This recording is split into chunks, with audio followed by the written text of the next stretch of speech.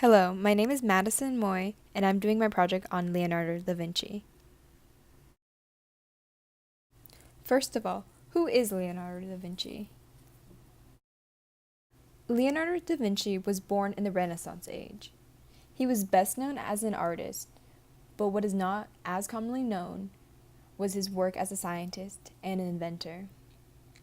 He was unique when he applied science to every aspect of life. He developed many scientific discoveries. He was a secretive man and never published his ideas. Some of his famous inventions were the flying machine, the helicopter, which is an aerial screw, and the parachute. In the Renaissance ages, European artists took a closer look at what nature had to offer. They had with them the ambition to create realistic depictions of the world. For example, Leonardo da Vinci changed and developed the art world with his techniques and on linear perspective. Da Vinci's techniques built the illusion of depth and distance. The most praiseworthy form of a painting is the one that most resembles what it imitates, Leonardo da Vinci. As seen in this image, you can see the mathematical work put into creating this artwork. The artist uses a mathematical system relating to the horizontal viewpoint. These are lines that are created on a horizon to represent the viewer's eye to a point in the distance. One of his most famous works was in the Divine Proportion, which was a mathematical book by Luca Paoli. It talks about the mathematical viewpoint of an artist. And one of his most popular themes is the golden ratio and its function in art and architecture. The golden ratio was also known as the divine proportion, and it is equal to about 1.618. As seen here, you can see how the golden ratio works. Some artists view this proportion to make up the most beautiful shapes. One of those who thought this was known as Leonardo da Vinci. The golden ratio is seen in his work with Mona Lisa. Leonardo uses fumato, which uses a technique of soft and heavily shading modeling. It's famous because of the model's alluring and aloof expressions. Leonardo was one of the first painters to use something called the aerial perspective. It is seen in the Mona Lisa with the sensuous curves of the woman's hair and clothing aligning with imaginary valleys and rivers behind her. You could also see the blurred outlines and the graceless figure, and it represented a contrast of light and dark and an overall feeling of calm. And these are characteristics of the Da Vinci style. The success in this painting is seen by the overall harmony achieved in the painting. Especially apparent is in the sitter's faint smile, which reflects the idea of a link that connects humanity to something deeper, nature, which was a popular idea in the Renaissance era. Leonardo was an innovator. He was well known for many of his creations. He knew how to build and repair many types of machines, and he also found ways to invent new types of machines. He was a unique mind during this time that developed technologies that have never been seen before, and he also had a unique new attitude about machines. He learned how to each separate part of every machine worked, and then from there he could modify and improve its efficiency and create inventions from different machines and make new ones.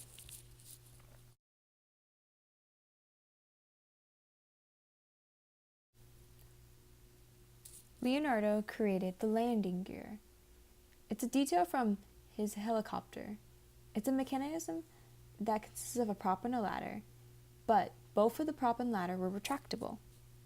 This is still seen today, and it's an effect of Leonardo's incredible innovations. Another invention by Leonardo da Vinci was a helicopter-like mechanism. It has a rotor which forces the upper fans to rotate, as well as lifting this device off the ground. And the wonderful fact is that helicopters today still use this technology. This machine was the precursor to the machine gun. It consisted of 3 sets of guns that were set on a rotating triangular drum. Each row of guns were placed on the side of a drum, and when the first set of guns fired, the force of the explosion would propel the guns back, preparing for the next set of guns to also be fired ready again. This invention is similar to the catapult. It's a stone thrower that has a base, a curved beam, gears, and a release mechanism.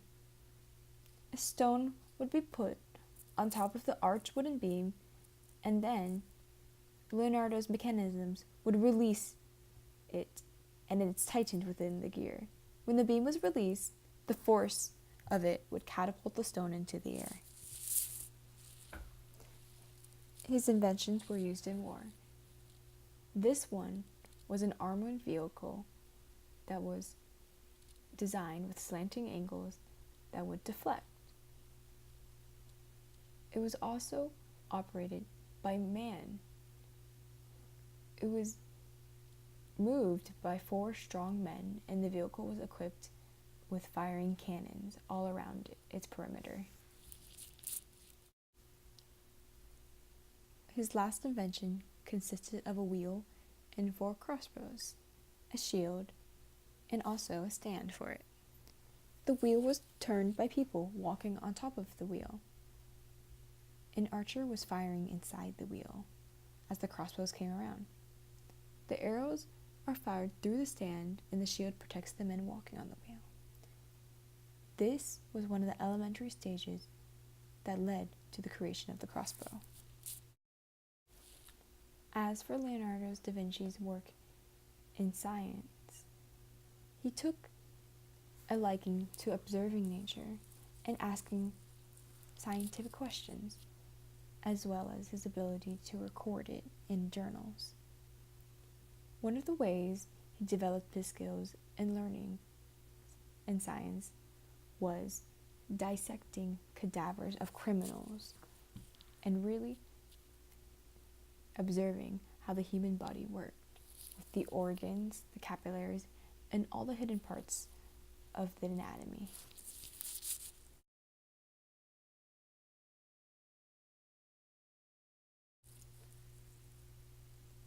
Leonardo was born a bastard of a 25-year-old notary, Ser Piero, and a peasant girl, Caterina. He was born on April 15th of 1452 in Vinci, Italy, just outside of Florence. His father took custody of him. In his father's home, Leonardo had access to all kinds of knowledge and scholarly texts. At the age of 15, he began an apprenticeship in a renowned workshop of Andrea del Verrocchio in Florence.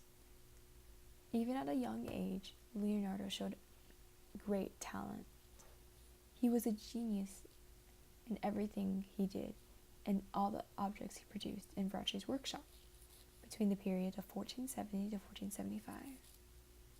One of his biggest breaks was when he painted an angel in Verrocchio's Baptism of Christ. Leonardo was so much better than his master that his master decided that he should never paint again. He stayed in his workshop until 1477. It was between 1485 to 1490 where Leonardo worked under the Duke. He was busy painting and creating and sculpting for the Duke, but he also had him design weapons, building, and machinery. He created many inventions and innovations during his time, some of his greatest works, some of them including flying machines, studies in geometry, mechanics, municipal construction, architecture. He created many advanced weapons that led to tanks, crossbows, and other war vehicles. It was also during this time where he would first study the anatomy, and he would work on cadavers and dead bodies to understand how the human muscles work. Between 1490 and 1495, he began recording his studies in ridiculously illustrated notebooks with great detail. He had themes covering four main techniques: painting, architecture, the elements of mechanics, and human anatomy. These studies of sketches were collected in various codex and manuscripts that are still worth something today. They were sold over 30 million for the Codex of Leicester. For many years, he traveled around Italy and did work for them. He traveled for a year with Williger's army as a military engineer, and he was also commissioned to do many artworks. One of his most famous paintings began at 1503, where he worked on the Mona Lisa. Most notably was his time of March of 1516. He was offered the title of Premier Painter and Engineer in Architecture of the King by Francis I in France.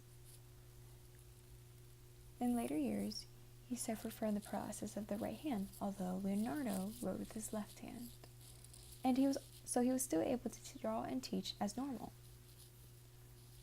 As he lived out his life, he finally died on May 2nd, 1519, in Cloque, France.